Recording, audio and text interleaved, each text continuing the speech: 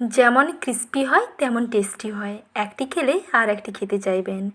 আলুর এই রেসিপি একবার খেলে চপ সিঙ্গাড়া কচুরি খাওয়ার কথা ভুলেই যাবেন।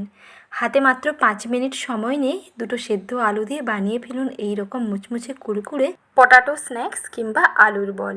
একটি খেলে আর একটি খেতে চাইবেন, বিকেলের চায়ের আড্ডা জমে যাবে। দেখুন কতটা ক্রিস্পি হয়েছে, শব্দটা শুনেই বুঝতে পারছেন যে এগুলো কতটা ক্রিস্পি। ওপরটা যেমন ক্রিস্পি হয় ভেতরটা তেমন সফট হয়। বিকেলের চায়ের আড্ডা জমিয়ে দিতে মাত্র 5 মিনিটে বানিয়ে ফেলুন এই রেসিপিটি। খেতে দেখবেন দারুণ লাগবে, ছোট বড় সবার ভীষণ পছন্দ হবে। তাই দেরি না করে আজই ট্রাই করে ফেলুন। নমস্কার বন্ধুরা, সাথী কিচেনের আবারও এক নতুন রেসিপিতে আপনাদের সকলকে স্বাগত জানাই।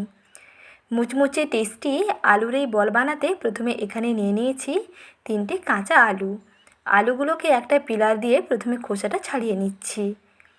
একটা পিলার কিংবা বঁটি যেটা সুবিধা হয় সে দিয়েই খোসাটাকে প্রথমে ছাড়িয়ে নিতে হবে।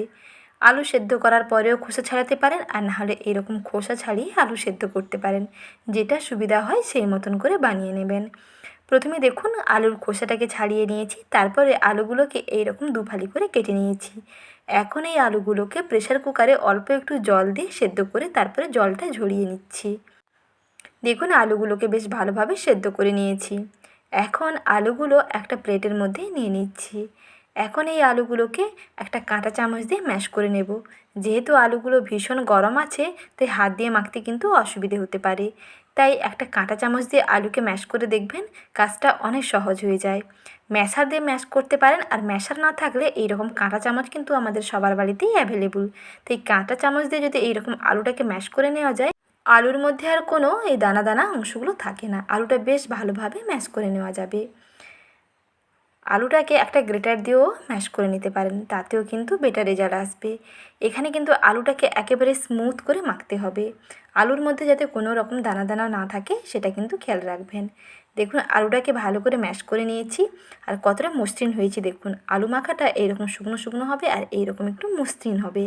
আলুর গায়ে কিন্তু কোনো রকম আর দানা দানা ভাব নেই। এরপরে আমি কিছু উপকরণ মিশিয়ে নিচ্ছি। প্রথমে এখানে দিয়ে দিচ্ছি চিলি ফ্লেক্স। ম্যাশ করে নেওয়া আলুর মধ্যে আমি হাফ চামচ দিলাম চিলি ফ্লেক্স, আর হাফ চামচ দিচ্ছি নুন। এখানে আমি দুটো মিডিয়াম সাইজের আলুর ক্ষেত্রে পরিমাপগুলো বলে দিচ্ছি। হাফ চামচ চিলি ফ্লেক্স এবং হাফ চামচ লবণ দিলাম। তারপরে দিচ্ছি কর্নফ্লেক্স পাউডার কিংবা কর্নফ্লাওয়ার। এই কর্নফ্লাওয়ার দিতে হবে প্রায় 1 টেবিল চামচের মাপ করে 2 টেবিল চামচ। আর দিচ্ছি ছোলার ছাতু। ছোলার ছাতু 1 টেবিল চামচ দিতে হবে, আর 1 চা চামচের মাপ করে 1 চামচ, অর্থাৎ চা চামচের মাপ করে 3 চামচ দিতে হবে। এখন সমস্ত উপকরণগুলোকে ভালো করে মিশিয়ে নেব। আর এটা মাখানোর সময় কিন্তু কোনো রকম জল কিংবা তেল এখানে দেবেন না।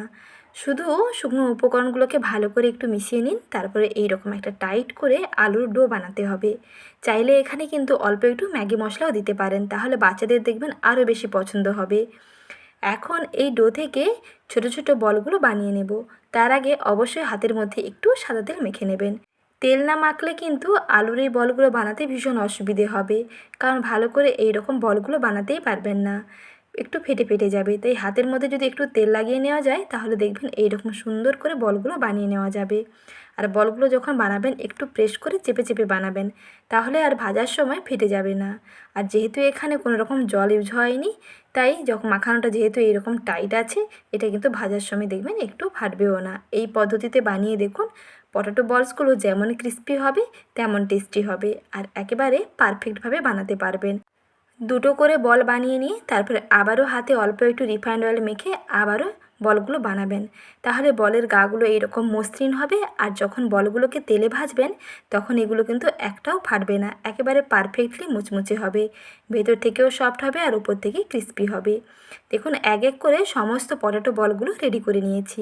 এখন এগুলোকে ডুবো তেলের মধ্যে ভেজে নিতে হবে। তার জন্য প্রথমে কড়াইতে তেলটাকে গরম করতে বসিয়ে দিচ্ছি। তেলটা মোটামুটি গরম হয়ে গেছে। এখন এই গরম তেলের ওপরে বলগুলোকে দিয়ে দিচ্ছি। ঠান্ডা তেলের ওপরে কিন্তু একেবারেই দেবেন না, তাহলে কিন্তু একেবারে নরম হয়ে যাবে।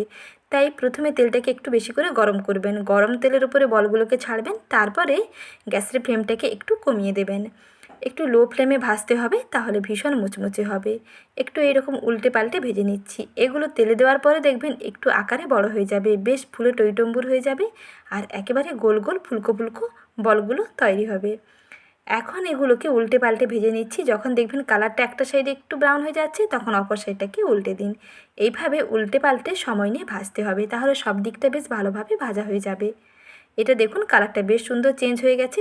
আরও 1 মিনিট মতন ভেজে নিচ্ছি, তাহলে ভীষণ মুচমুচে হবে। আর সমস্তটাই ভাজতে হবে মিডিয়াম আঁচে, হাই হিটে ভাজবে না, তাহলে কালার তাড়াতাড়ি চেঞ্জ হয়ে গেলেও ভীষণ কিন্তু মুচমুচে থাকবে না।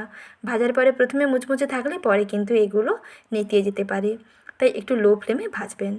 দেখুন এগুলোকে এখন তেল থেকে তুলে নিয়ে একটি প্লেটের মধ্যে সার্ভ করে নিয়েছি।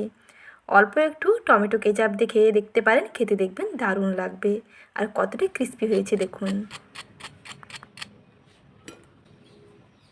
যেমন ক্রিস্পি হয় আর তেমন টেস্টি হয়, আর বানানো দেখলেন কতটাই সহজ। অল্প কিছু উপকরণে ঝটপট আজই বাড়িতে বানিয়ে ফেলুন। সন্ধ্যের চায়ের আড্ডা কিংবা বৃষ্টির দিনে বিকেলে কিছু মুচমুচে স্ন্যাক্স খেতে ইচ্ছে করলে আলু দিয়ে এই রেসিপিটি বানিয়ে দেখতে পারেন, খেতে দেখবেন দারুণ লাগবে। বাড়ির ছোট থেকে বড় সবার ভীষণ পছন্দ হবে, তাই দেরি না করে আজই বানিয়ে ফেলুন। আর রেসিপিটি ভালো লাগলে লাইক, শেয়ার এবং সাবস্ক্রাইব করুন। ভালো থাকবেন, ধন্যবাদ।